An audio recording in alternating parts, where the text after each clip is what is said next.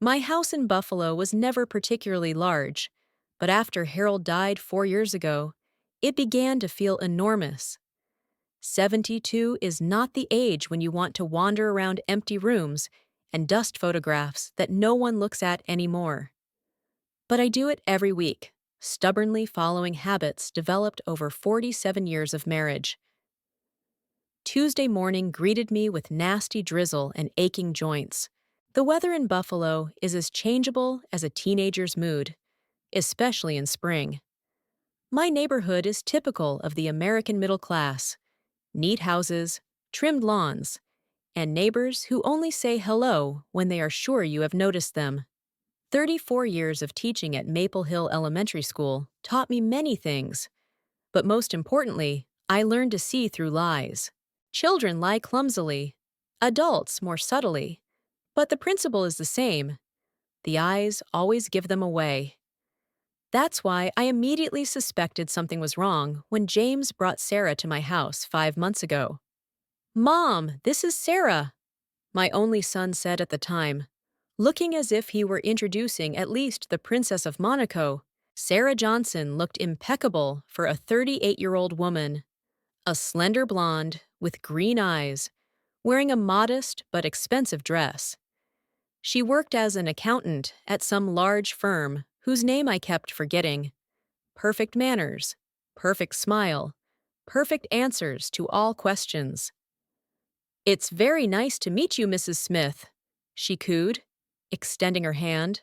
"James has told me so much about you." I shook her hand and felt something subtly off. Maybe it was the overly firm handshake. Maybe it was the overly scrutinizing gaze. I don't know. It was just my intuition, honed by years of observing people, that set off alarm bells.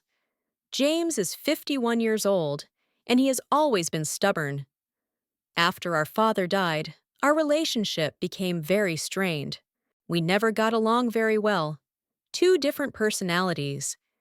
He went into IT and works as a system administrator at an insurance company. He makes good money, but money was never the most important thing in our family. The main thing has always been stubbornness, and that's the only thing I really passed on to him. After his divorce from Carol 6 years ago, James dated various women, but never brought any of them to meet me. And then suddenly, Sarah. And she looked so serious. "We're getting married, Mom," he announced at dinner that evening. "You've only known each other for 2 months," I remarked, trying to sound calm. "When you know he's the one, time doesn't matter," Sarah replied for him with that perfect smile of hers. The wedding took place a month later. It was a modest affair at the city hall, with a couple of James's friends as witnesses. I put on my best suit and tried to look happy. I don't think I succeeded. After the wedding, the strangeness only intensified. Sarah began to show an unexpected interest in my affairs. My son had never been interested in my finances or plans for the future before.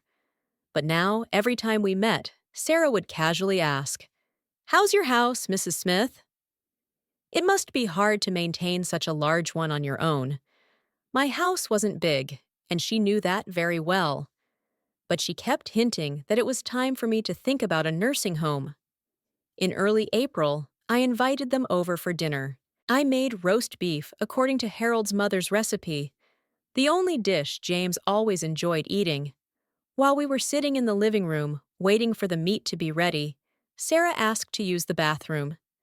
She was gone for a suspiciously long time, so long that I even became concerned. "Why don't you check if everything is okay with your wife?" I asked my son. "Come on, Mom." He waved me off. "Women always take a long time." A couple of minutes later, Sarah returned, looking a little confused. "Sorry, I got a little lost," she said, even though my house only had 4 rooms and only a blind person could get lost in it. While we were eating, I noticed that the drawer of the secretary desk in the corner of the living room was slightly open. I kept important documents in it, including my will and bank statements. I remembered clearly that I had closed it that morning. "Delicious, isn't it?" I asked, looking intently at Sarah. Delicious, she replied, but her eyes didn't smile. You must give me the recipe. It's a family recipe, I said. It's only passed down through the generations. After dinner, when they were about to leave, Sarah suddenly said, "Oh, I left my phone in the bathroom. I'll be right back." And again, she was gone longer than it took to pick up the phone. This time, I couldn't stand it and went to check on her. I found her in my bedroom, quickly closing a dresser drawer. "Did you get lost?" I asked dryly. "Oh, I'm sorry." She pretended to be embarrassed. "I was looking for the bathroom." "The bathroom is on the other side. It was in the same place as last time you used it." "I'm so absent-minded." She laughed nervously. "It must be my age." "At 38, memory problems are a worrying sign," I remarked. When they left, I checked the dresser. Everything was in place, but something told me she was looking for something. I didn't know what. A week later, James called and invited me to dinner at their house. I agreed, although the idea of spending the evening with Sarah didn't fill me with enthusiasm. Before leaving, I decided to look in that same drawer of the secretary desk just to check. All the documents were there, but it seemed to me that they weren't arranged the way I had left them. James and Sarah lived in a nice neighborhood in a 2-story house that my son had bought while he was still married to Carol. After the divorce, he got the house, which always seemed unfair to me. Carol had invested just as much in it. At dinner, Sarah was the epitome of a caring wife and hostess. She cooked steaks, James's favorite dish, served expensive wine, and constantly asked if I liked everything. "James said you worked as a teacher, Mrs. Smith," she said over dessert. "You must have a good pension?" "Enough to keep me from going hungry," I replied evasively. "Mom is well off," James interjected. "Dad left her a decent amount of money, plus the house and insurance." I looked at my son in surprise. He had never discussed my finances with outsiders before, and Sarah, despite our marriage, was still a stranger to me. "Oh, that's so nice," Sarah perked up. "You know, my aunt recently moved into a wonderful retirement home. The conditions there are amazing. It's like a 5-star hotel. Maybe you should consider something like that too? A big house requires so much effort." "My house isn't that big," I snapped, "and I'm doing just fine." Of course," she put her hand on mine. "I'm just worried about you. We're all worried, aren't we, dear?" James nodded solemnly. "Mom, you're 72. Maybe you really should think about the future." "I've been thinking about the future since you were born," I replied, "and so far, all my decisions have been perfectly reasonable." On the taxi ride home, I couldn't shake the feeling that Sarah was up to something. Her interest in my finances was too insistent, her concern too ostentatious. Something about her seemed fake, like a poorly painted backdrop in a school play. The next day, I called my old friend Martha. We've known each other since college, and she's the only person I can completely trust. "You're just jealous," she said after listening to my suspicions. "It's normal, Dorothy. Your son got married, and another woman became the most important person in his life. You just need to get used to it." "That's not it," I argued. "There's something wrong with her. I can feel it." "You've always been suspicious," Martha laughed. "Remember how you were sure our literature professor was a spy?" "He really was strange. He was eccentric, like all literature professors." "And you almost wrote to the FB maybe Martha was right, and I had just become a suspicious old woman. But my intuition, which had served me well all my life, insisted that something was wrong with Sarah. A couple of days later, James called and said that he and Sarah were coming to visit me. "We want to discuss something important," he said, his voice tense. They arrived in the evening.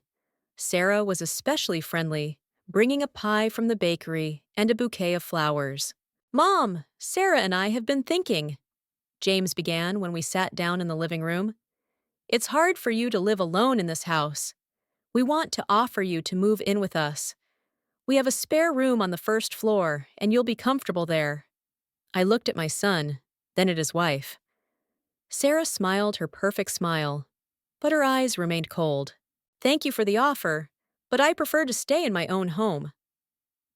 "But Mom, think about it rationally." James leaned forward. "You're 72 years old.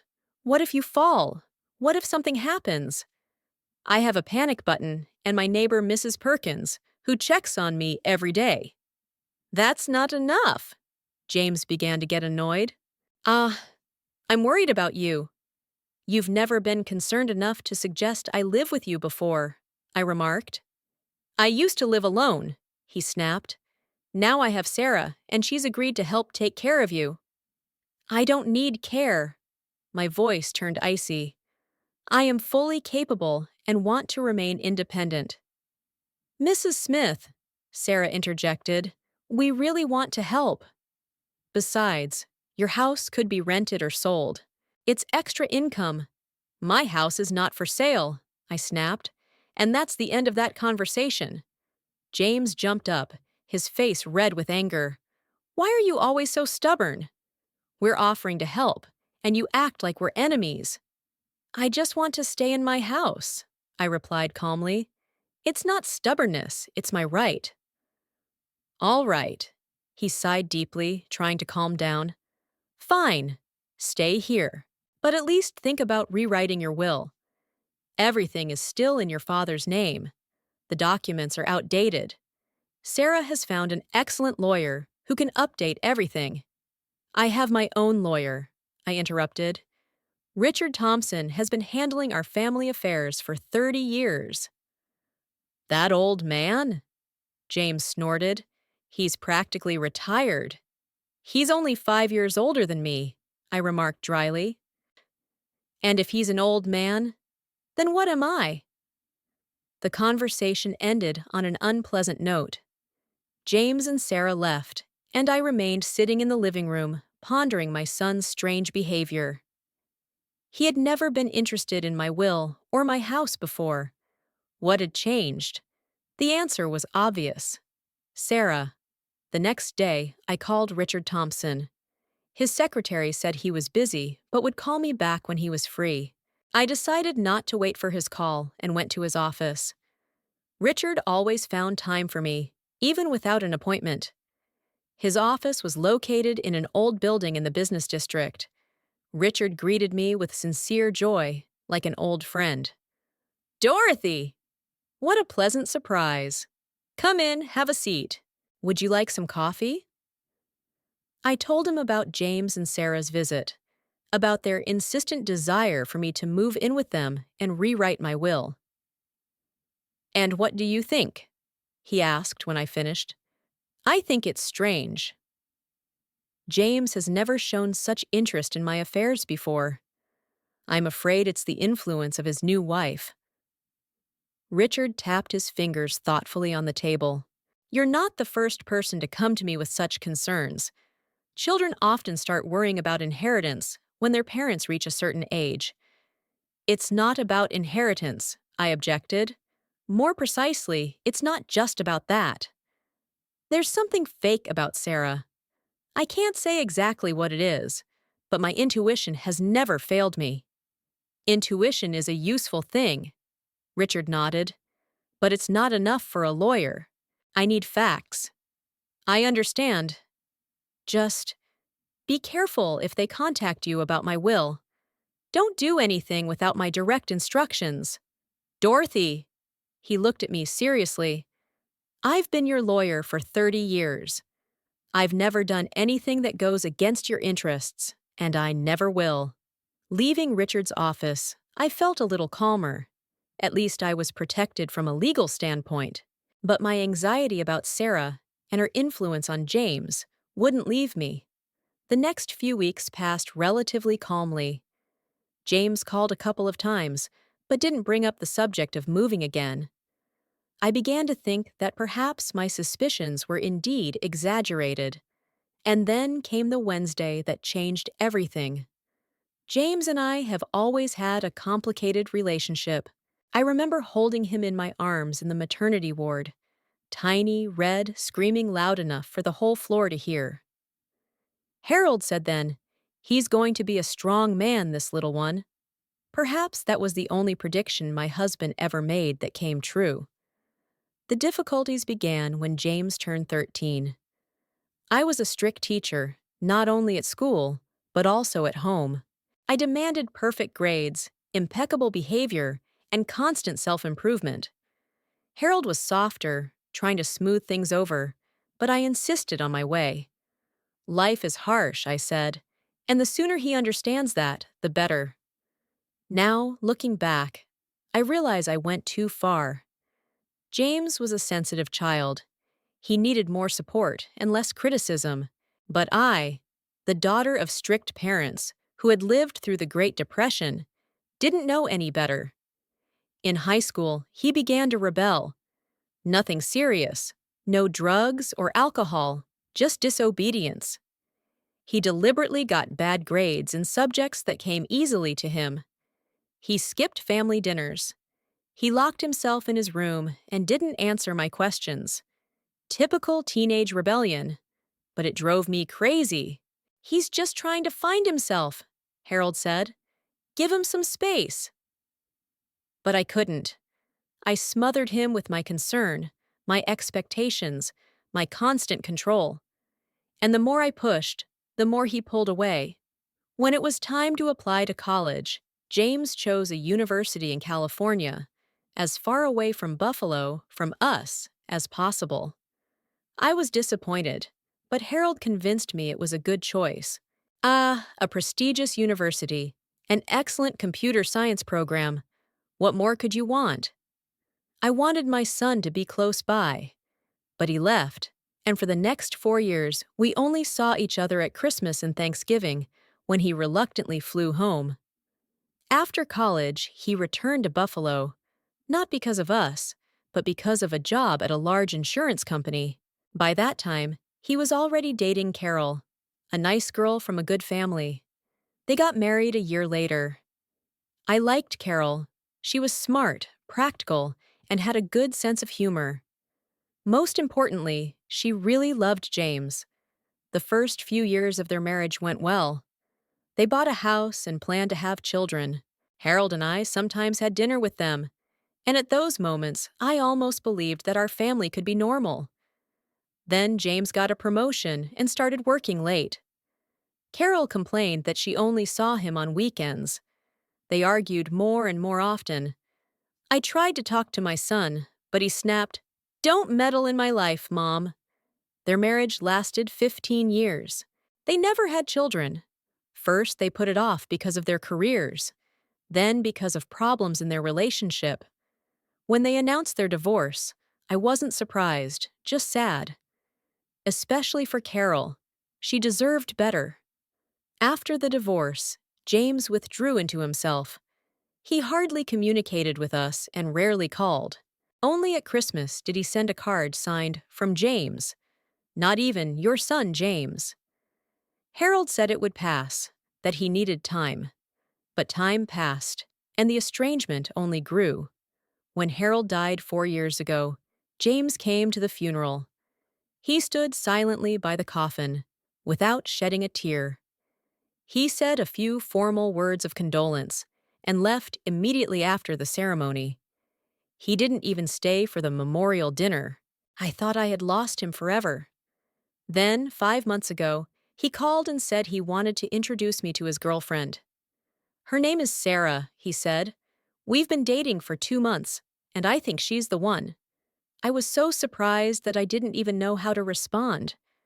James never talked about his relationships, especially not in such terms.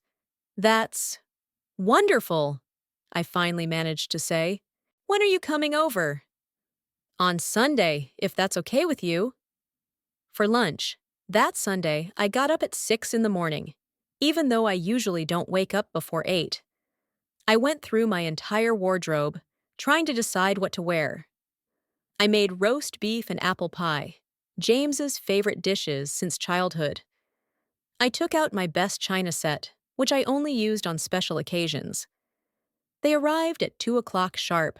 James looked different, younger perhaps, and next to him was Sarah, a tall, slender blonde, dressed tastefully, but not flashily, a broad smile, a confident gaze. "Mrs. Smith, I've heard so much about you," she said, shaking my hand. "James is always talking about his amazing mother."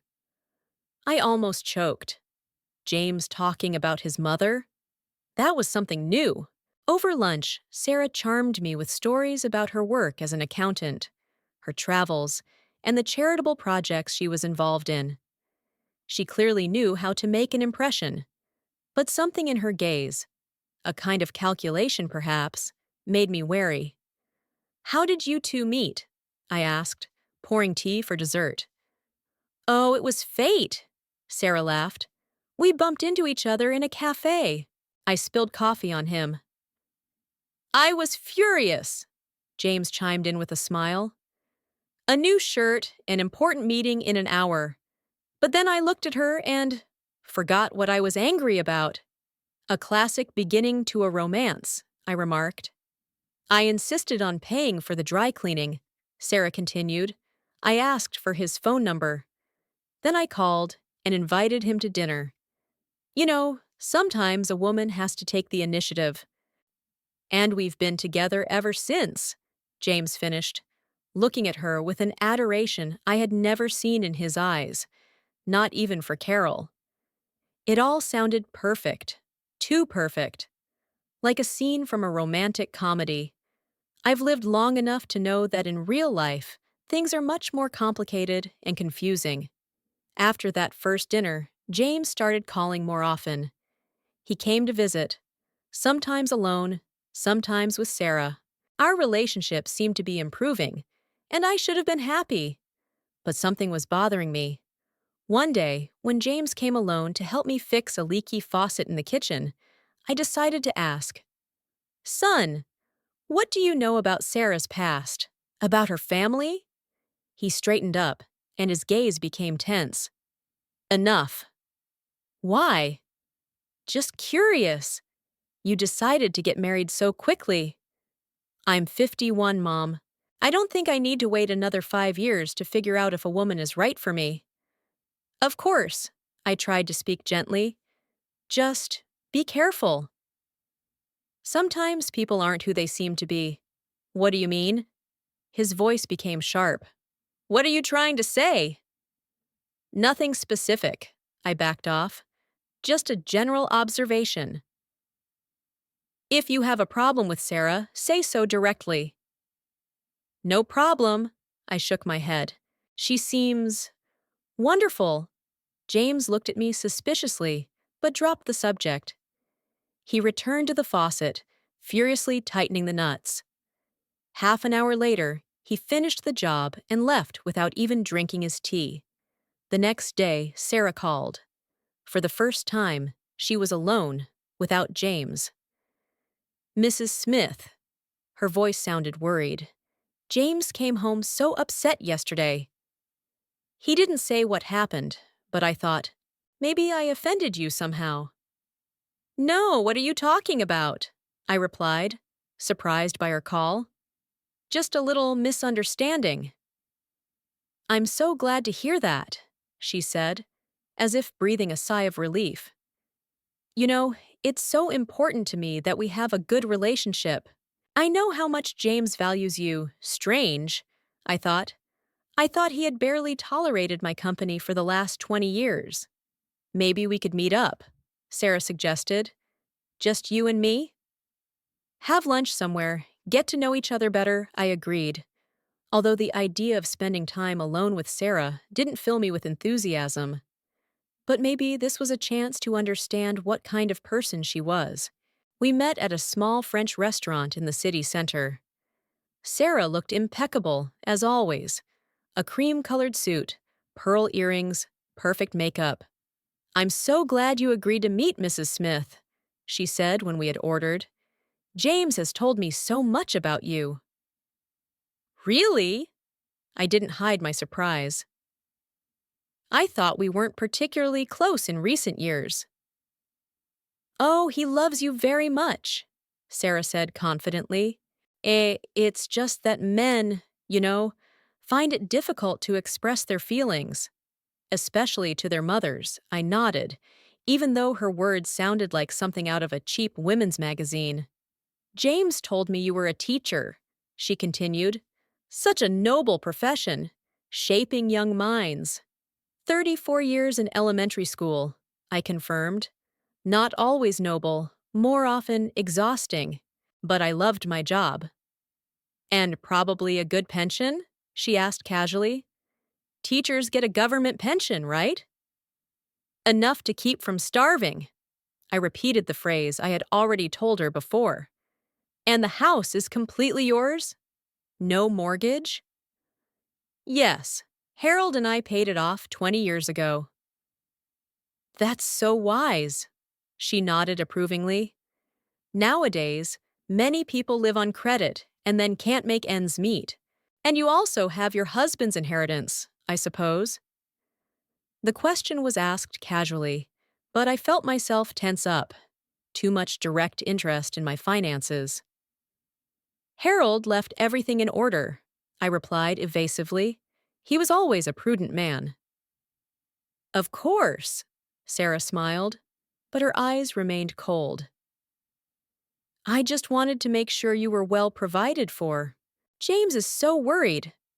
There's no need to worry about me. I looked her straight in the eye.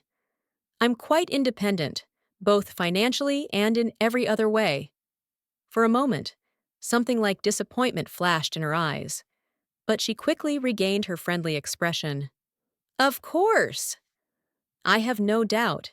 You are such a strong woman. James says he inherited his character from you. The rest of the dinner was spent in small talk.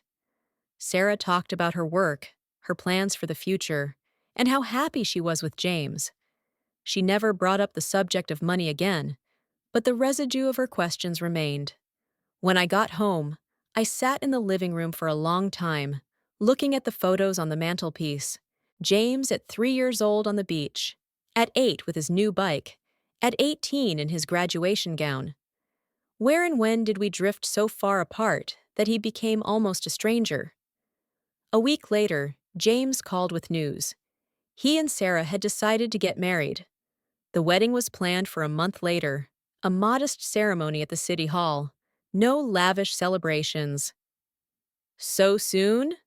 I couldn't hide my surprise. You've only known each other for 3 months. When you know she's the one, there's no point in waiting, he replied, with a phrase that Sarah later repeated at dinner at my house. The wedding was exactly as they had planned, modest and quick.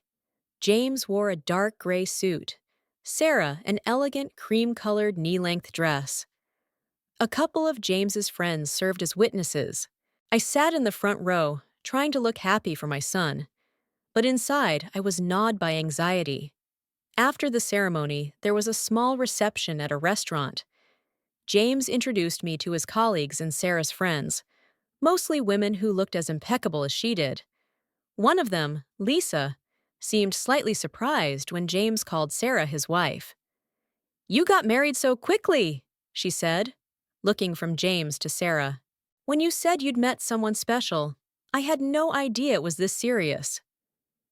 "When you meet your soulmate, you don't wait," Sarah replied, with a smile that didn't reach her eyes. "Yes, but you always said you would never get married." Lisa laughed nervously. "After what happened with—" "Lisa, dear," Sarah interrupted her, "could you bring me some more champagne? My glass is completely empty." Lisa nodded and walked away. Sarah turned to me as if nothing had happened. "Friends can be so tactless sometimes, can't they, Mrs. Smith?" "Dorothy," I corrected automatically. "Now that you're my son's wife, you can call me Dorothy." "Of course, Dorothy," she smiled, but her eyes remained wary. After the wedding, Sarah began to take more and more interest in my affairs. She called almost every day, asking how I was feeling and if I needed any help. She offered to drive me to the doctor, to the store, to the post office. She invited me to lunches and dinners. To an outsider, it looked like she was caring for her elderly mother-in-law. But every conversation sooner or later turned to the subject of my house, my pension, my savings. The questions were asked casually, but with an insistence that made me wary. "Dorothy, have you thought about moving to a place where there is round-the-clock care?" she asked me once over tea in my living room. My aunt lives in such a wonderful retirement home. The conditions there are excellent, with nurses and doctors. And she sold her house, so financially it's even beneficial. "I'm perfectly capable of taking care of myself," I replied. "And I prefer to stay in my own home." "Of course," she quickly agreed. "I'm just concerned. This neighborhood is becoming unsafe for a single woman of your age." "I've lived here for 45 years," I remarked, "and I've never had any safety issues." "Times are changing," she shook her head. "You know, last week, an elderly couple was robbed 3 blocks from here. They broke in during the night, beat them up." "I haven't heard about that," I frowned. "News like that usually spreads quickly around the neighborhood." "It was on the news," Sarah said confidently. "James is also very concerned. He would like you to live with us, but he knows how much you value your independence." Later, I checked the local news for the past month. There were no reports of an elderly couple being robbed in our neighborhood. It was the first outright lie I had caught Sarah in. And it made me wonder, what else was she making up, and why? A couple of weeks after the wedding, James came to see me on his own, without Sarah. He looked unusually serious. "Mom, I need to talk to you about something important," he said, declining tea and cookies. "I'm listening." I sat down opposite him, preparing for an unpleasant conversation. "It's about your will," he said, looking away from me. "Sarah says it's important that all the documents are in order. She has a lawyer friend who specializes in inheritance matters. He could draw everything up in a modern way, taking into account the new laws. I have Richard," I reminded him. "He knows all the new laws perfectly well." "He's old school, Mom," James grimaced. "Things are done differently now." Besides, Sarah's lawyer charges less for his services. "It's not about the money," I shook my head. "I trust Richard. He knows all our family affairs." "You've always been so stubborn," James said irritably, standing up. "We just want to help." "I appreciate your concern," I replied calmly. "But my will is in perfect order. Richard checked it after your father's death. What if something happens to you?" James persisted. "Do you have any idea how much red tape there will be?" Sarah says. "Sarah says, Sarah says," I interrupted. "What do you think, James?" He fell silent, clearly not expecting that question. I think we need to get everything in order," he finally said, "so there won't be any problems later." "And what does get everything in order mean?" I didn't look away. "Change something in the will?" "No, just update the wording, take the new tax rules into account." "Sarah knows more about this stuff. She's an accountant." "That's strange," I remarked. "An accountant who knows so much about inheritance law." "She reads a lot," James snapped. "And she thinks about our future." "Your future or my will?" I asked directly. James flared up. "You know what? Forget it. Do whatever you want. But don't complain later if there are problems." He left, slamming the door loudly. And I sat in the living room, thinking about how much Sarah had already influenced my son. The next day, Sarah called me herself. "Dorothy, James said you had an argument yesterday," she said, her voice sounding concerned. "I'm so upset." He just wanted to help. I know, I replied. But there's no need to change anything in my affairs. Everything is fine. Of course, she quickly agreed. It's just, I recently read an article about how important it is to have power of attorney in case of incapacity. If something happens to you, a stroke or dementia, who will make the decisions? James is worried that without the proper paperwork, he won't be able to help. It was a new tactic, but the goal remained the same: to gain control of my finances. I have all the necessary documents, I said firmly. Richard took care of that. Oh, that's wonderful. She feigned relief. Can I take a look at them? Just to put James's mind at ease. Richard keeps all the originals, I lied, but I'll let him know you're interested. After that conversation, I took the folder with important documents out of the desk drawer, the same one I had found ajar after Sarah's visit. Everything was there: the will, insurance, house documents. But I couldn't shake the feeling that Sarah might have already seen their contents. I called Richard and told him about James and Sarah's persistent attempts to gain access to my will. That's quite unusual, he remarked. Children don't usually show such interest in their inheritance while their parents are still alive and well. That's exactly what worries me, I sighed. What can they do if they get access to the documents? Without your signature, nothing, Richard said confidently. But just in case, I'll make copies of all the documents and keep them in a safe. And, Dorothy, be careful. Don't sign anything that James or Sarah bring you without consulting me first. I wasn't born yesterday, I snorted. But thank you for your concern. Over the next few weeks, Sarah invited me to lunch or dinner several times. I agreed because I wanted to understand what kind of person she was and what she wanted from me. Each time, the conversation somehow turned to my finances, my house, my plans for the future. She knew how to ask questions in such a way that they seemed like concern rather than curiosity.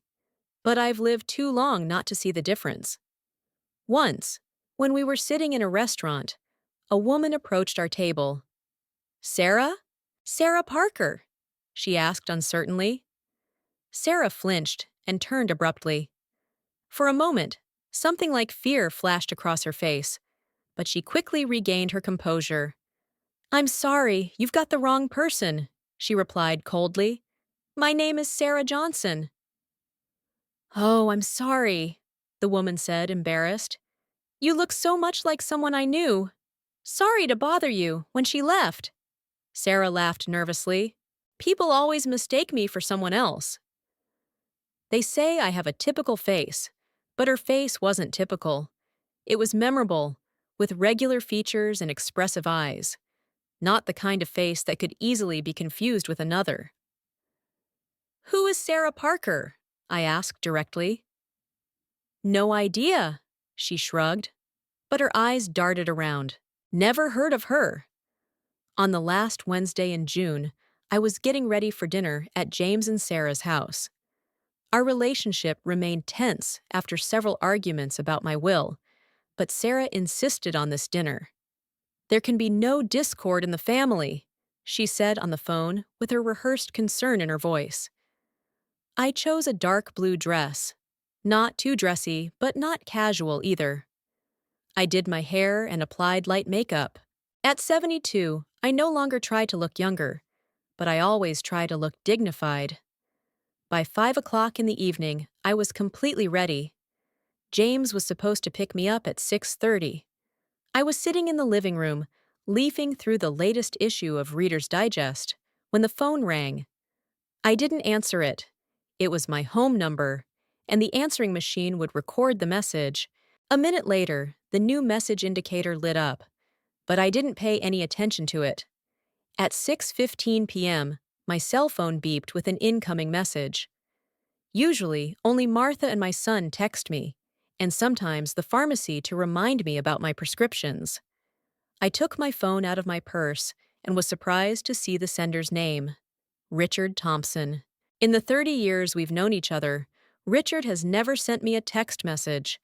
He always called, or at least sent emails. The message consisted of a single sentence, typed in capital letters. Call before it's too late. My heart skipped a beat. Richard was not prone to drama or exaggeration. If he was writing like this, it meant something really serious had happened. I dialed his number immediately. He answered after the first ring, as if he had been sitting with the phone in his hand. Dorothy! Thank God you called! His voice sounded tense. Are you not at James's yet? No, he's supposed to pick me up in 15 minutes, I replied, feeling my anxiety growing. Richard, what's wrong?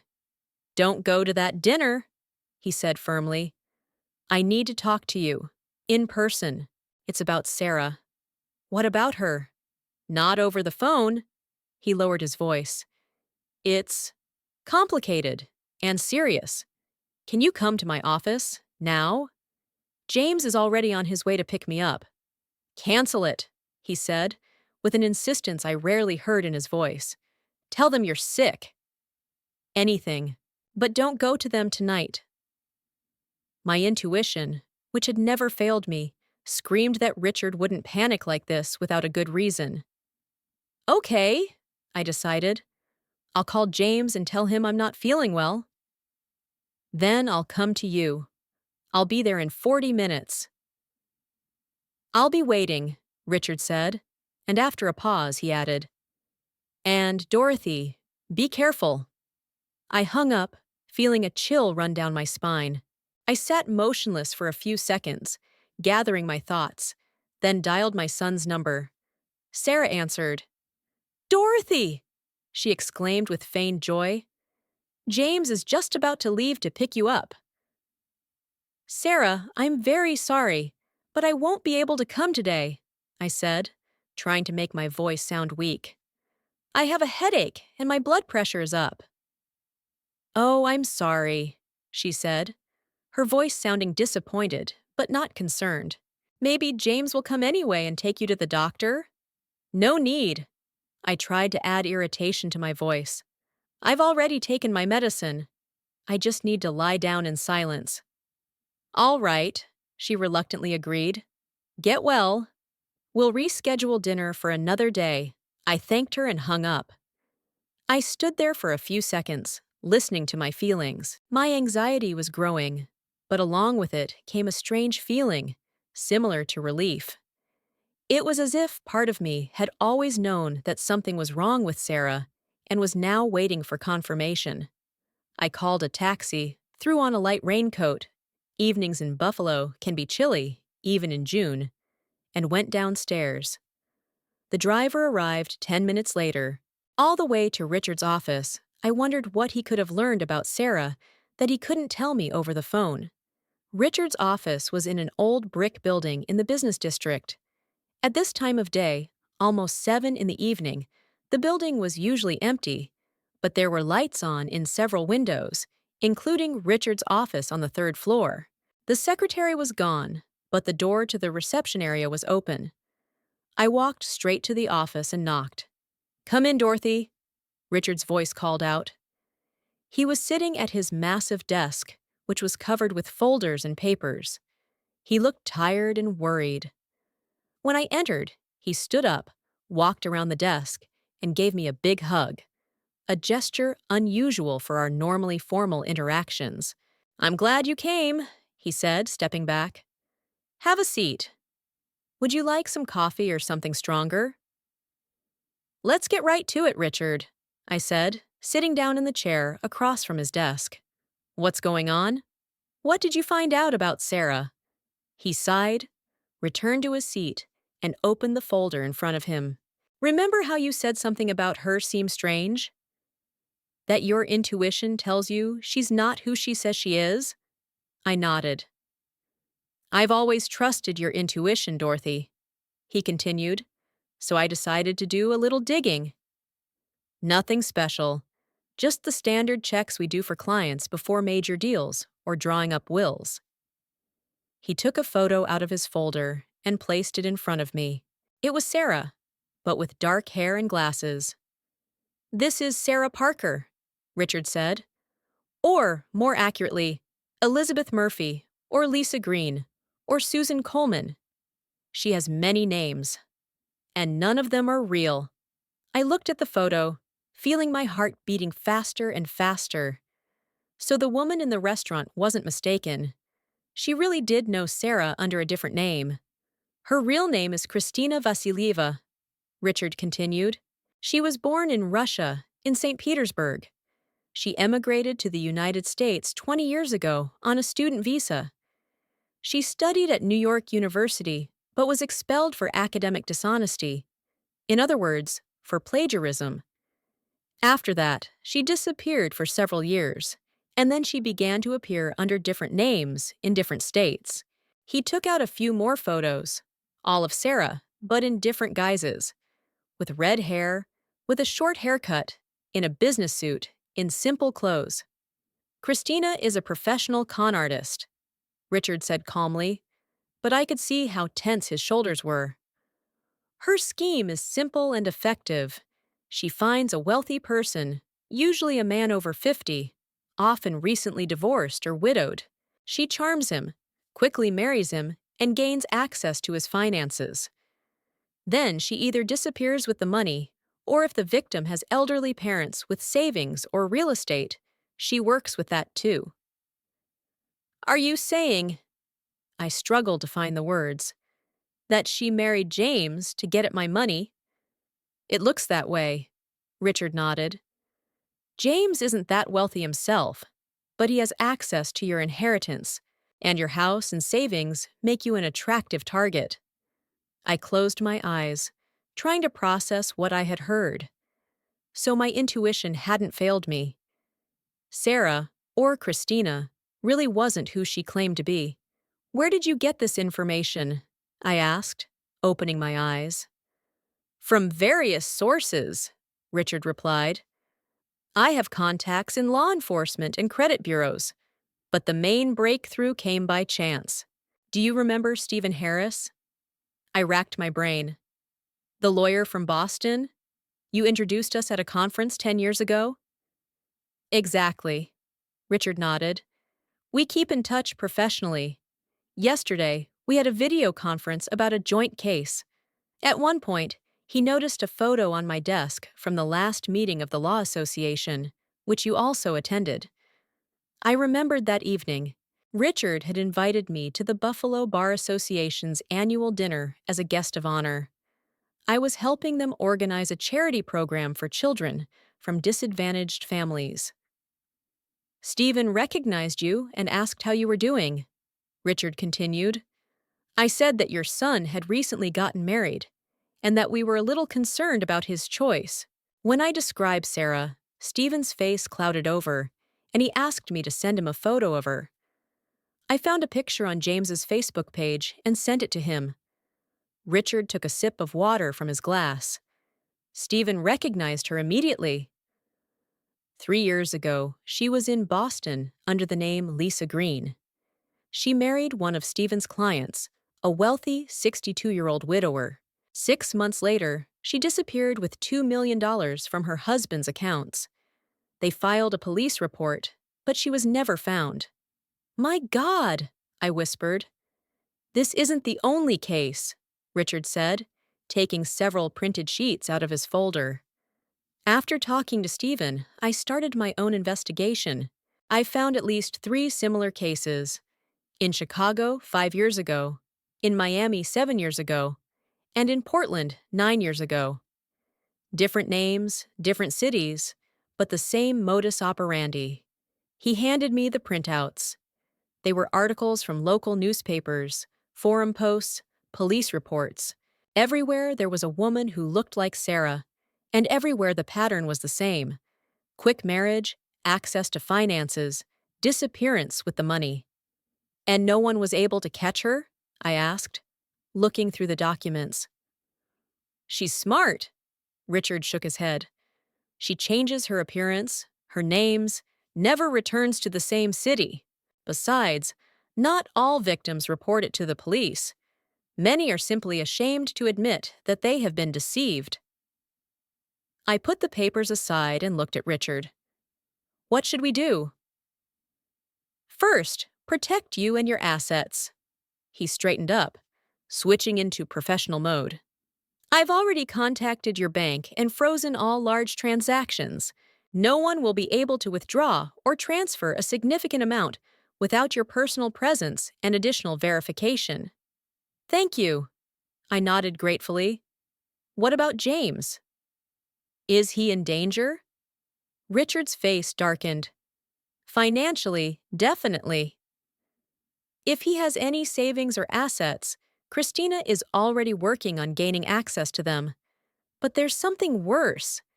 He paused, clearly hesitant to continue. What? I leaned forward. Richard, speak plainly. In 2 cases I've discovered, Christina's victims didn't just lose their money. He looked me straight in the eye.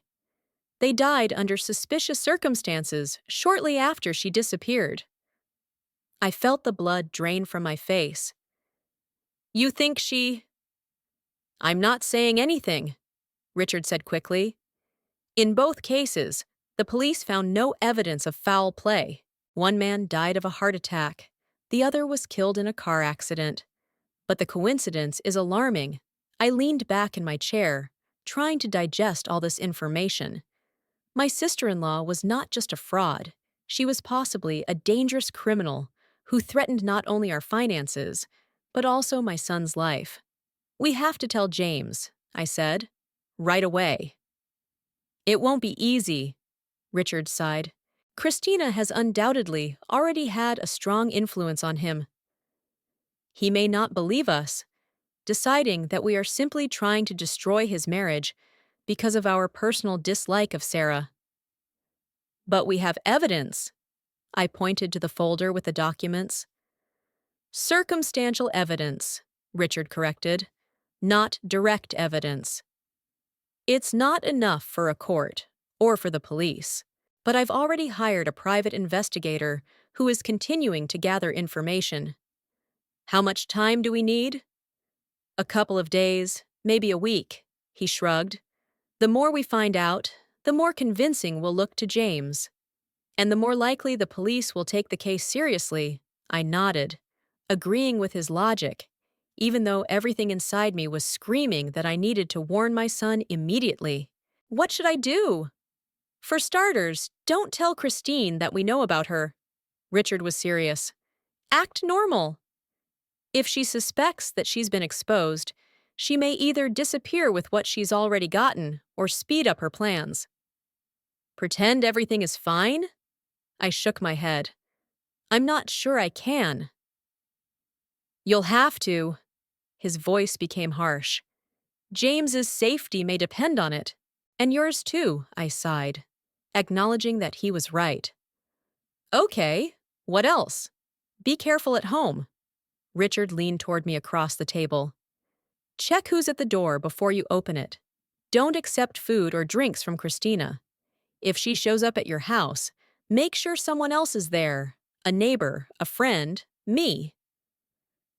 Do you think she might... I didn't finish the sentence, but Richard understood. I don't know what she is capable of, he said honestly. But it's better to be safe than sorry. We talked for about another hour, discussing the details of our plan. Richard showed me everything he could find about Christina Vasilyeva, her previous scams, methods, possible accomplices. The picture that emerged was grim. In Miami, she was Susan Coleman, an investment consultant. She met a wealthy divorced businessman at a charity event, married him 3 months later, and disappeared 6 months later with the contents of their joint account, about $600,000. In Chicago, she introduced herself as Elizabeth Murphy and worked in an art gallery. Her victim was a widowed doctor who had an elderly mother with dementia. Christina convinced him to move his mother to an expensive nursing home, sell her house, and put the money into an account she had access to. She disappeared 8 months after the wedding. In Portland, she was Sarah Parker, a yoga teacher.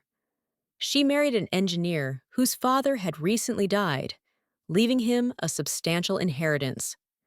She disappeared with the money 10 months later, and now she was Sarah Johnson, an accountant, my son's wife, and her goal was my savings and my house. "We have two priorities," Richard summed up. "First, to protect your assets. Second, to find enough evidence to convince James and law enforcement." "What if she's already done something?" I asked, remembering how I had caught Sarah in my bedroom, standing by the filing cabinet. "My people are checking all legal documents related to your name that have been filed in the last 6 months," Richard replied. "If she tried to forge your signature or file any papers, we'll find out." When I left Richard's office, it was almost 10 o'clock in the evening. He insisted on driving me home himself, and I didn't object. We were silent the whole way, each lost in our own thoughts. "I'll come by tomorrow with a private investigator," Richard said as he pulled up outside my house. "He'll tell us what he's found out, and we'll decide how to proceed." "Thank you, Richard." I squeezed his hand. "I don't know what I would do without you." "It's my job," he smiled wearily. "And you're my friend. I won't let that woman hurt you or James." I got out of the car and walked up the porch. The house greeted me with silence and darkness. I turned on the lights, checked that the back door was locked, and drew all the curtains. Then I remembered that I hadn't listened to the message on the answering machine. It was Richard. His voice sounded tense. "Dorothy, this is urgent." I found some information about Sarah. "Call me as soon as you can." I deleted the message and went up to the bedroom. I changed into my nightgown, washed me face, and took my evening medication. Everything was as usual, mechanical, on autopilot. Inside, a storm of emotions was raging, but on the outside, I remained calm, as if I had known every day that my sister-in-law was a dangerous fraud. Lying in bed, I couldn't fall asleep for a long time. Images floated before my eyes.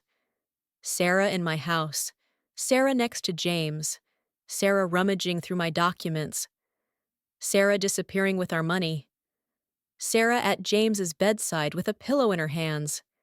The last image made me shudder. Could she really go so far as to murder? Or was my imagination, spurred by fear, painting the darkest pictures? In any case, I couldn't let her harm my son. Despite all our differences, James was still my child, and I was willing to do anything to protect him, even from the woman he had chosen as his wife. The phone on the bedside table vibrated. A message from James. "How are you feeling? Shall we come and see you tomorrow?" I knew it wasn't him. It was her, checking to see if I was really sick. Perhaps she suspected something was wrong after my sudden refusal to have dinner. "Better, but still weak," I replied. "I'm going to the doctor tomorrow." "I'll call you when I get back." The reply came almost instantly. "Okay, get well soon." I put down my phone and closed my eyes. Tomorrow, a new phase of this story will begin. Tomorrow, Richard and I will start gathering irrefutable evidence against Kristina Vasilieva. The morning was as cloudy as my thoughts. I had hardly slept, tossing and turning and replaying yesterday's conversation with Richard in my head. The thought that my sister-in-law was a professional con artist using my son was unbearable. But even worse was the thought that James could suffer not only financially, but physically. At exactly 10 o'clock in the morning, the doorbell rang. I cautiously looked out the window and was relieved to see Richard standing next to a short, heavy-set man in a worn tweed jacket. "This is Michael Donovan, the private investigator I told you about," Richard introduced him when I opened the door. Michael nodded and walked into the living room without further ado. He looked like a character from an old detective movie, with receding hairline, thick eyebrows, and an attentive gaze that seemed to notice every detail. "I checked everything I could find about your sister-in-law, Mrs. Smith," he said, taking a folder out of a worn leather briefcase. And the news isn't very pleasant. For an hour, Michael recounted the results of his investigation. Kristina Vasilieva was indeed a professional con artist who worked according to the same scheme in different cities. But the worst part was that her track record included more than just financial crimes. In 2 cases, her victims died under suspicious circumstances. Michael confirmed Richard's words. Officially, they were accidents, but the coincidences are too obvious. He's in danger, I whispered, thinking of James. We have to tell him immediately. Richard and Michael exchanged glances. A direct conversation is a risky move, Michael remarked. If she's nearby when you start that conversation, I'll ask him to come alone, I said decisively. I'll say I want to discuss something personal, something family-related. What if she goes with him anyway? Richard asked. Then I'll just postpone the conversation. I'll say I've changed my mind, or that it can wait. We discussed the details, and I called James. Sarah answered the phone again. Dorothy! She exclaimed with feigned enthusiasm. How are you feeling? James was so worried. Much better, thank you, I replied dryly. Can I talk to my son? Of course, she said with a slight pause. He's in the shower, but I can give him a message. Just ask him to call me back when he's free, I said. It's personal. Personal? Her voice took on a wary tone. Has something happened? Nothing urgent. I just want to talk to my son. Of course, she laughed, but it sounded fake. I'll tell him. I hope everything's okay? Everything's fine. I tried to sound normal, even though inside I was boiling with the realization that I was talking to a dangerous criminal who was threatening my family. Thanks for your concern. I hung up and turned to Richard and Michael. She suspects something, said Michael, who had been watching my face closely during the conversation. Maybe she overheard your conversation with Thompson yesterday or noticed something in your behavior.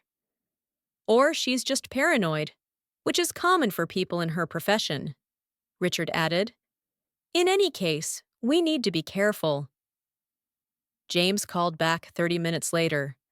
Hi, Mom. His voice sounded concerned. Sarah said you wanted to talk about something personal? Yes. I tried to sound calm. Could you come by today? Alone, if possible. It's about some family documents I'd like to discuss with you. Family documents? His voice sounded irritated. If this is about the will again. No, not exactly, I interrupted. Just some things that need to be discussed in person. Please, James, he sighed. Okay, I'll be there around 3. Thank you, I felt relieved. I'll be waiting. When I hung up, Richard nodded approvingly. Well played. Mentioning the documents should reassure Christina if she was listening in. She'll think it's really about the will. What if she comes with him anyway? I asked. Then we'll improvise, Richard replied. I'll stay here in case legal support is needed. Michael will watch from outside and let us know if James arrives with someone else. The plan was risky, but I saw no other way out. The longer my son stayed with this woman, the more danger he was in. At 2:15, Michael, who was watching from a car parked nearby, sent Richard a message. James had come alone. I breathed a sigh of relief. At least the first part of the plan had worked. When James entered the house, I tried to hug him, but he pulled away, keeping his distance. So what's the urgency? He asked as he walked into the living room. I don't have much time, Mom. Sarah is making dinner for my boss and his wife. Please sit down, I said, pointing to the sofa. What I'm about to say will be difficult to accept. He rolled his eyes but sat down. I noticed that he looked tired, with dark circles under his eyes. James, I took a deep breath. I found out something about Sarah. Something you need to know. Are you starting again? He was already getting up. Mom, I thought we were past this. I love Sarah. She's my wife, and her name isn't Sarah, I interrupted. Her real name is Kristina Vasilyeva. She's a professional con artist who marries wealthy men to get access to their money and then disappears. James froze, his face expressing complete disbelief. What nonsense is this? It's true, I said, handing him the folder Michael had prepared. See for yourself. All the evidence is here. Photos, newspaper articles, police reports from previous victims.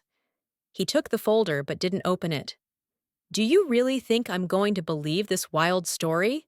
His voice turned cold. You never accepted Sarah. From the very beginning, you looked for ways to discredit her. James, please, just look at the documents. I tried to speak calmly, although inside I was filled with despair.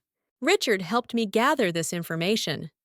He contacted lawyers from other cities where she operated under different names. Richard? James snorted. Your old lawyer who's been looking at you with love-struck eyes for 30 years? Of course he'll do whatever you ask. That's not true, I shook my head. Richard is a professional. He would never… Enough! James threw the folder on the coffee table without even opening it. I'm not going to listen to this nonsense. Sarah is the best thing that has happened to me in years. She cares for me, supports me, loves me. And you just can't accept that I'm happy without your control. It's not control. I felt tears welling up in my eyes. It's concern. I worry about you. That woman is dangerous, James. She's not who she says she is. The only dangerous woman in my life is you, he snapped, standing up. All my life you've controlled my every move, criticized my every decision. You even tried to ruin my marriage to Carol with your constant comments and advice. That's not true, I said, standing up too. I liked Carol. She was sincere, genuine. Unlike Sarah? He interrupted. Yes, Sarah is different. She's strong, confident, and doesn't let you manipulate us. That's why you hate her. I was about to argue when the front door opened. Sarah entered the living room, looking alarmed. James! Dorothy? She looked from me to her son. What's going on? I called you several times, but you didn't answer, and I got worried. Nothing, dear. James walked over to her and put his arm around her shoulders. Mom just decided to share her crazy theories about you. Sarah looked at me blankly, but I saw wariness in her eyes. Theories? What are you talking about? She thinks you're some kind of con artist, James said with a bitter smile. That your real name is Kristina, and you married me for money. Sarah paled, and for a moment, fear flashed in her eyes. But she quickly regained her composure. What? She laughed, but it sounded forced. Dorothy, what kind of fantasy is this? It's not a fantasy. I pointed to the folder on the table. I have proof. You've done this before, haven't you, Kristina? In Miami, in Chicago, in Portland. Different names, different cities, but the same pattern.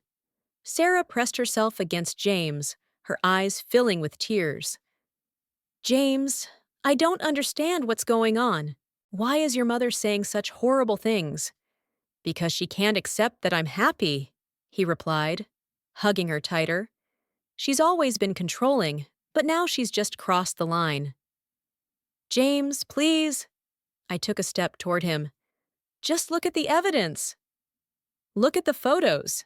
It's her under different names, with different men. I'm not going to look at your fake evidence, he snapped. Ha, anyone can use Photoshop these days. It's not fake. I felt the situation spiraling out of control. Richard checked everything. He contacted the victims' lawyers, the police. Richard would do anything you ask, James repeated. Even fabricate evidence against my wife. Sarah sobbed, pressing her hand to her lips. I always knew you didn't accept me, Dorothy, she said in a trembling voice. But I never thought you would go this far. Making false accusations, trying to destroy our family. I'm not making false accusations. I was beginning to lose my patience. Everything I say is true. And if you're really innocent, Sarah, or Christina, or whatever your real name is, then why not go to the police? Let's check your identity, your past. If you're clean, you have nothing to fear. It was a risky move, but I hoped that the threat of the police would force her to reveal her true colors. Sarah lowered her eyes, her shoulders trembling. I can't believe you're doing this to me, she whispered.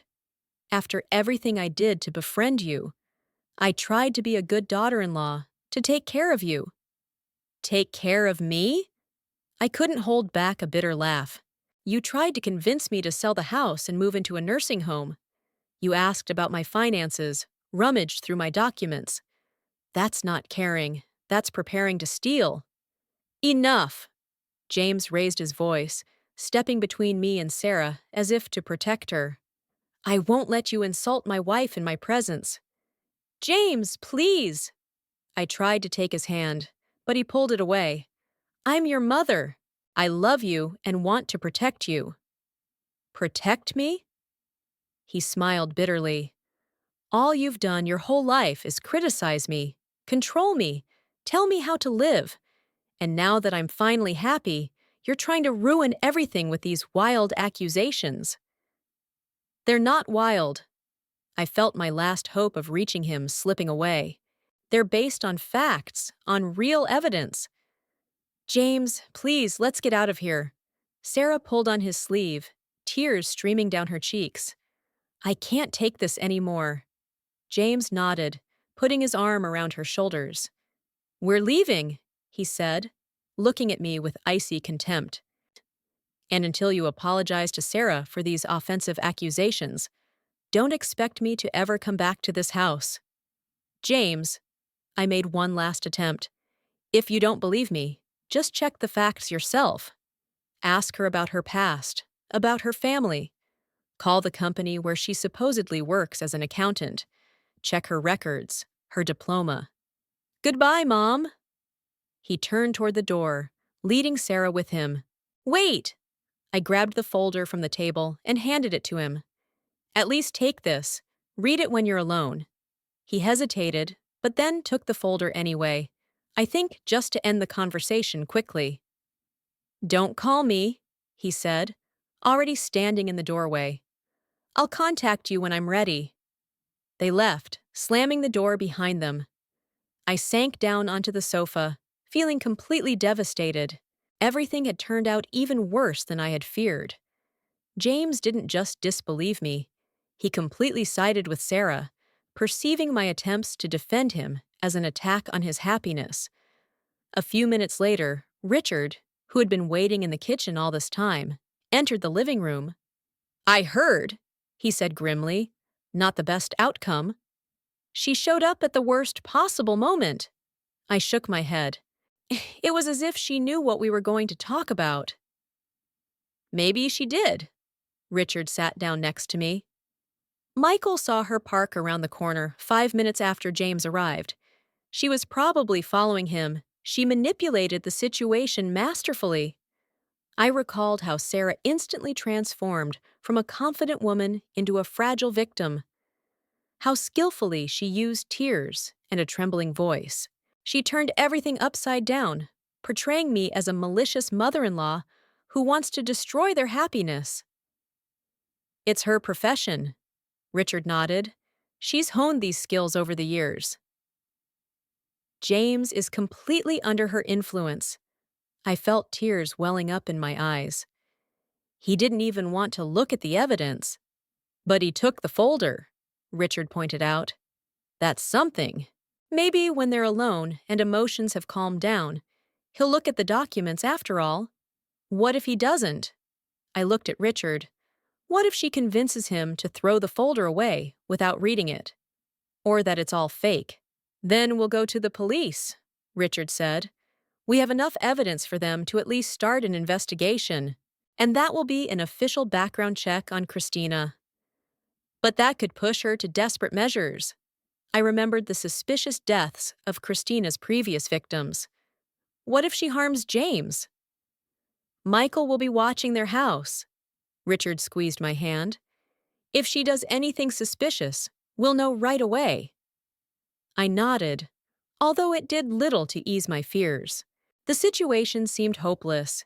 If I continued to insist on my version, James would only distance himself further. If I backed down, I would leave him alone with a dangerous con artist. What do we do next? I asked. We give James time to process the information, Richard replied. Maybe he'll look at the folder after all. Maybe he'll start to notice inconsistencies in Sarah's story. In the meantime, we continue to gather evidence and prepare for the next step. What next step? If James doesn't get in touch in a day or two, we'll go straight to the police. Michael knows a couple of detectives in the fraud department who will take the case seriously. I nodded in agreement with the plan, though my heart ached at the thought of my son alone with a woman who was probably already planning how to get rid of him once she got the money. When Richard left, I sat in the living room for a long time, looking at family photos. In one of them, little James was sitting on my lap, smiling happily at the camera. We were both so carefree then, unaware of the trials that awaited us in the future. The phone rang, pulling me out of my reverie. I glanced at the screen, hoping to see James's name, but it was Martha. "Dorothy, what's going on?" she asked without preamble. "I just got a call from Sarah, in tears, saying something about you accusing her of fraud." "She called you?" I was shocked. Martha and Sarah had only met a couple of times at family dinners. "Why?" "She said you've been acting strangely, making wild accusations." "She's worried about your mental health, Dorothy." She asked if I'd noticed any signs of dementia. Dementia? I felt anger boiling up inside me. She's accusing me of dementia? She's just concerned. Martha sounded confused. She said you're making up some fantastic stories about her past, accusing her of crimes. Dorothy, what's going on? I took a deep breath, trying to calm down. Christina was acting quickly, already beginning to isolate me, undermining the trust of my loved ones in my words. "Martha, it's a long story," I finally said, "but I'm of sound mind, and everything I say about Sarah is true, based on facts that Richard uncovered." "Richard?" Doubt crept into Martha's voice. "Your lawyer, who has always had feelings for you?" "Not you too." I closed my eyes, feeling my support crumbling on all sides. "Martha, we've been friends for 45 years. Have you ever seen me make up wild stories or suffer from paranoia?" There was a pause on the line. "No," she finally admitted. "You've always been the most rational person I know. But Sarah seems so sincere, so upset." "She's an actress," I said bitterly. "A professional deceiver who has honed her manipulative skills over the years." "Of course she seems sincere. Dorothy, I don't know what to think," Martha admitted. "It all sounds so unbelievable." "I know," I sighed. But sometimes the truth is more unbelievable than fiction." "Please, Martha, don't jump to conclusions about my mental health. Give me a few days, and I'll prove everything I'm saying." "Okay," she agreed after a pause. "I've known you too long to believe you're crazy so easily. But be careful, Dorothy. If what you say about Sarah is true, she could be dangerous." "I know," I replied. "Believe me, I know." After talking to Martha, I felt even more isolated. Christina was methodically destroying my reputation, creating an image of a crazy old woman who, out of jealousy or paranoia, was harassing her daughter-in-law with wild accusations. Richard called that evening. "Michael is watching James's house," he said. "Everything is quiet so far. They're home. The lights are on in the living room and bedroom." "Thank you," I said, feeling a little relieved. At least James was alive and presumably safe. "Richard, she started to act. She called Martha and talked about signs of dementia in me. A classic move," he remarked grimly. "Discredit the accuser. Sow doubts about his sanity. She'll call everyone who knows you, creating the version of events she needs." "What should we do?" "Wait," he replied, "until James gets in touch or Michael gathers enough information for the police. And be careful, Dorothy. Don't open the door to strangers. Don't accept food or drinks from Sarah if she shows up. And keep your phone with you at all times." I promised to be careful, even though I was gnawed by anxiety. Not for myself, for James. What if he looks at the folder and starts asking questions? What will Christina do then? I went to bed but couldn't sleep for a long time, replaying the events of the day in my head. The confrontation with my son, Sarah's manipulation, Martha's shaken trust. It felt like the world was falling apart around me, and there was nothing I could do about it. At midnight, my phone vibrated. A message from an unknown number. "Mind your own business, old woman." Next time, I won't stop at words. My heart began to race. It could only be Christina. She was threatening me. That meant she was scared. That meant I was on the right track. I forwarded the message to Richard, adding, "She's starting to get nervous. We need to act faster." His reply came almost immediately. "Save that message. Tomorrow we're going to the police." I put down my phone and closed my eyes. But sleep wouldn't come. The situation was escalating, and I didn't know how it would end.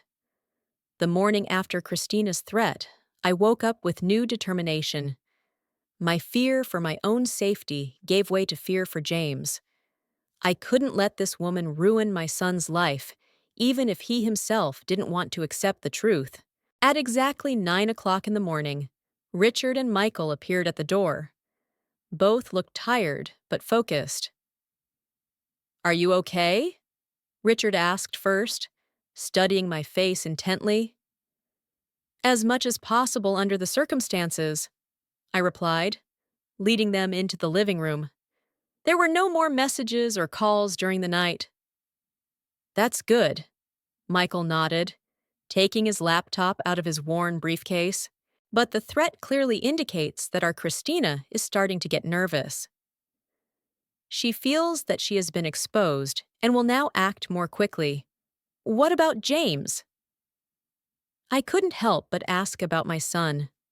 "Did you watch the house all night?" "Yes," Michael confirmed. "Everything was quiet. James left in the morning, got in his car, and drove off, presumably to work. Sarah stayed home." Richard sat down at the dining table, laying out papers from his briefcase. "Dorothy, we have to act quickly and decisively. I contacted Judge Harrison. You remember him? He handled the Parker inheritance case 5 years ago. He issued us a warrant to examine certain financial documents related to your and James's names. So quickly?" I was surprised. Usually, the judicial system worked much more slowly. "He has personal reasons for helping with cases involving fraud against the elderly," Richard replied evasively. "His mother was the victim of a similar scheme several years ago." Meanwhile, Michael opened his laptop and started typing. "I've accessed the real estate registration and notarial deed databases," he explained, noticing my questioning look. "Yeah, I want to check if there have been any unusual transactions involving your property in recent months." "But that's impossible," I objected. "I haven't signed anything." "But Christina could have forged your signature," Richard pointed out gently.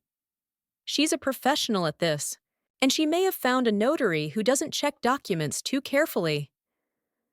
I shuddered at the thought that someone could act on my behalf and dispose of my property without my knowledge, but it would be naive to deny such a possibility. "Here it is," Michael said suddenly, staring at the screen. "On June 22nd, less than a week ago, a deed of gift for a house was registered. According to the document, you, Dorothy, are giving your house to James Smith. The document was certified by notary Ellen Pierce." "What?" I felt my breath catch in my throat. "But I didn't sign anything like that. I don't even know any Ellen Pierce." "Of course you didn't," Richard nodded. "It's a forgery. But a very good one, since it passed notarization. Michael, can you show us the document?" Michael opened his laptop, and I saw a scan of the deed of gift. At the bottom was a signature very similar to mine, although upon closer inspection, differences could be seen. "This is a crime." I felt anger boiling up inside me. "Document forgery! Fraud!" "Exactly." Richard squeezed my hand. "And now we have concrete evidence that we can present to the police." "But why would she register the house in James's name and not her own?" I asked, trying to understand Christina's logic. "Direct transfer of ownership to her would have aroused suspicion," Michael explained. "This way, she's doing it in stages. First, the house goes to James, which looks natural, a mother giving a gift to her son. Then, as his wife, she obtains rights to the property through him. Or," Richard added grimly, "she plans to get rid of James after everything is registered in his name. As his widow, she could claim the inheritance." That thought sent a chill through me. This wasn't just fraud. Christina might be planning murder. The murder of my son. "We have to go to the police immediately," I said, standing up, ready to act right away. "Wait!" Richard stopped me. "Let's check James's financial transactions first. If she has already started transferring money, that will be another piece of compelling evidence." Michael nodded and turned back to his laptop. "I have a contact at the bank where James keeps his accounts," he said. "Don't ask me how I know this. Give me a few minutes." While Michael was working, Richard showed me other documents he had managed to gather about Christina's past crimes. Particularly disturbing was the information about her latest victim in Boston, Robert Hanover, a wealthy widower who died of a heart attack shortly after Christina disappeared with his money. "Officially, his death was ruled natural," Richard explained. "But the family's lawyer, Stephen, whom I spoke to, is convinced it was poisoning. They just couldn't prove it. She's really dangerous," I whispered, realizing the scale of the threat. "I found it," Michael said suddenly, without looking up from the screen. Over the past 2 weeks, several large transfers were made from James's account to an account opened in the name of Sarah Johnson at another bank. The total amount is $180,000. $180,000? I gasped. "Does James even have that kind of money?" "Apparently so," Michael replied grimly. "It could be his retirement savings or money from the sale of shares. In any case, it's a significant amount." "What about the recipient's account?" Richard asked. "Can you track the movement of funds further?" Michael shook his head. "Not yet. The account is with an international bank with stricter confidentiality rules. But I'm working on it." "She's preparing to flee," Richard said, looking at me. "Transferring money, registering property, classic signs that a fraudster is about to disappear." "Or worse," Michael added, closing his laptop, "considering the previous cases of suspicious deaths." He didn't finish his sentence, but we all understood what he meant. James was in danger, possibly mortal danger. "We have to warn him," I said, feeling panic rising inside me. "Right now, immediately." "I'll go to his office," Richard said. "I'll try to talk to him in person, show him the new evidence." "Michael," You keep tracking the financial transactions and watch James and Sarah's house. What about me? I asked, not wanting to be left out. You're staying here, Richard said firmly, and you'll be under guard. I'll call my nephew Paul. He's a former police officer. He'll watch over you while I'm gone. I wanted to argue, but I knew I wouldn't be much help in this situation. Besides, if Christina was really dangerous, I could become her target. Richard called his nephew, who promised to arrive in 20 minutes. Then he and Michael quickly gathered all the documents and got ready to leave. Be careful! Richard hugged me tightly before leaving. Don't open the door to anyone except Paul, and keep your phone with you at all times.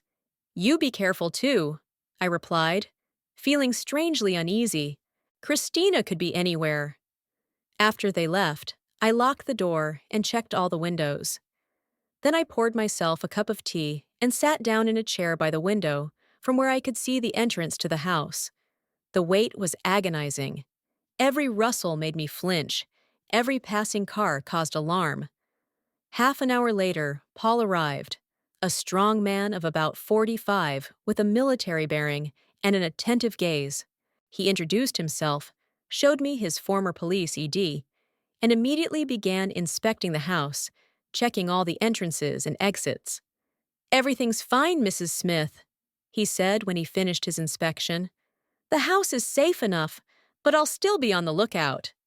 I offered him tea and cookies, which he gratefully accepted. We sat in the living room, hardly speaking. Paul periodically approached the windows, watching the street, while I kept checking my phone, hoping for a message from Richard. Closer to noon, the phone rang. It was Michael. Mrs. Smith, we have a problem, he said without preamble. I'm watching James and Sarah's house. 5 minutes ago, Sarah left with a suitcase, got into a taxi, and drove away. I'm trying to track her, but there are too many cars in this area. She's running away. I felt my heart pounding in my chest. What about James? Is he at home? No, he should be at work. I'm trying to call Richard, but he's not answering. He may already be talking to your son. What should we do? I'm going to James's office, Michael said. We need to warn him and Richard that Sarah may be on the run. You stay at home under Paul's protection. I'll call you back as soon as I find out anything. I hung up and explained the situation to Paul. He became even more vigilant, checking the windows every few minutes and keeping his hand close to his waist, where I suspected he had a weapon. Time dragged on agonizingly slowly. I tried to call Richard, but without success. I called James, but he didn't answer either. My fear grew with every passing minute. Finally, around 2 o'clock in the afternoon, Michael called. I'm at James's office, he said, but he's not here. His secretary says he hasn't shown up at all today. He called this morning and said he wasn't feeling well and would stay home. But you saw him leave this morning, I said, feeling a chill run down my spine. Yes, he definitely left, Michael confirmed. But not for work, and he hasn't come home yet. What about Richard? Did you find him? No. Michael's voice sounded worried. He's not answering his phone. The last time we spoke, he was on his way to James's office. Panic overwhelmed me. James was missing. Richard was unreachable. Sarah had run away with a suitcase. It all added up to a frightening picture. I'm calling the police, I said. Right away. I agree, Michael replied. The situation is out of control. I'm going to the station, where I have some detective friends. You call 911 and report your son missing and possible fraud. I did just that. The officer on duty listened to me and promised to send a patrol car, but I felt that they weren't taking the situation seriously enough. To them, it was just a family quarrel and a grown man who had decided not to show up for work without warning. Half an hour later, 2 police officers arrived, a young officer with a barely visible mustache and an elderly sergeant with a tired look in his eyes. I told them everything about my suspicions about Sarah, about the evidence gathered by Richard and Michael, about the fake documents for the house, and the money transfers from James's account. The young officer took notes while the sergeant listened with an impassive expression. When I finished, he cleared his throat. "Mrs. Smith, we understand your concern," he said in an official tone, "but your son is an adult. He has the right not to go to work or answer his phone. As for his wife, people often travel with suitcases.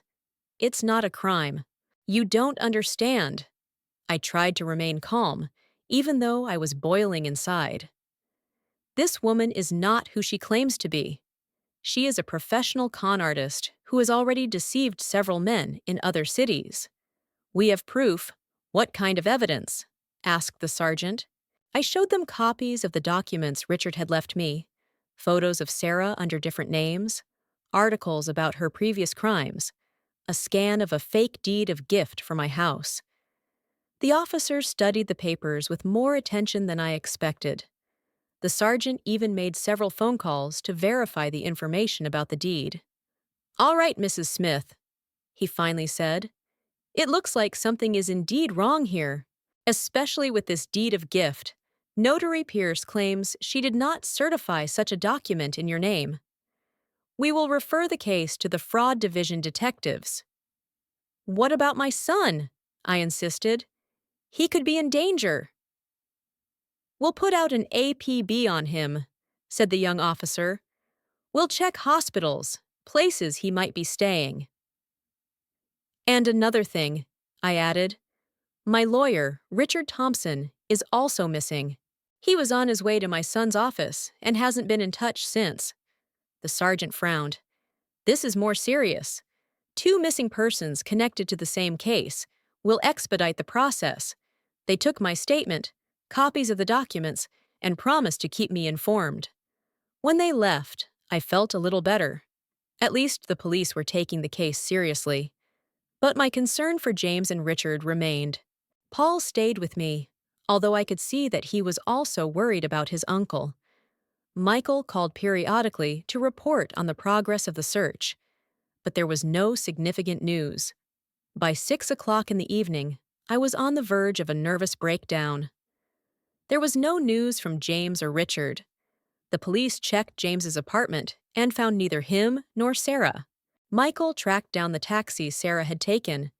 It had taken her to the airport, but then the trail went cold. At 6:30 in the evening, the doorbell rang. Paul tensed, putting his hand on his belt, and went to the door. "Who is it?" he asked. "Police," replied a woman's voice.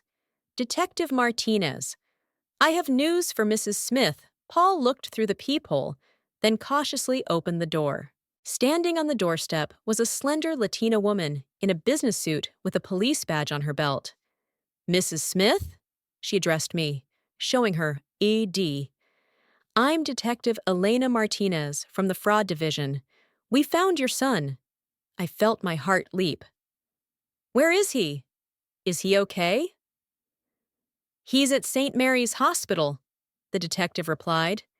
"He was found in his car in a parking lot near the woods outside of town. He's unconscious, possibly from poisoning." My God! I clutched my heart. Will he survive?" "The doctors say his condition is stable, but critical." Detective Martinez looked at me sympathetically. "They're doing everything they can. Would you like me to take you to the hospital?" "Yes, please." I was already looking for my bag and jacket. "What about Richard?" "Did you find him?" "Mr. Thompson is in the same hospital," the detective replied. "He was found in his car near your son's office. He was also unconscious, with signs of poisoning." "It's her," I whispered. "Christina. She poisoned them both." "We're working on that theory." The detective nodded. "We already have an arrest warrant for Sarah Johnson on suspicion of fraud and forgery. Now we'll be adding attempted murder charges. All airports and border crossings have received her photo and description. Paul volunteered to accompany us to the hospital. On the way, Detective Martinez gave us more details. We checked the information provided by your private investigator, Michael Donovan, she said. He was right about Kristina Vasilyeva. She is indeed a professional con artist, wanted in several states. Thanks to your testimony and the evidence we gathered, we were able to quickly launch an investigation. What happened to my son and Richard? I asked, clenching my hands on my knees. According to preliminary data, both were poisoned with some substance, possibly added to food or drinks. Toxicology tests are not yet ready, but doctors suspect some kind of powerful plant-based poison. Your son was found thanks to the GPS in his phone. Mr. Thompson was discovered by a passerby who noticed that the man in the parked car had not moved for several hours. Will they survive? That was the only question that mattered. The doctors are cautiously optimistic, replied the detective. Both received medical attention in time, but there is a battle ahead. At the hospital, we were met by Dr. Chen, a short man with kind eyes behind round glasses.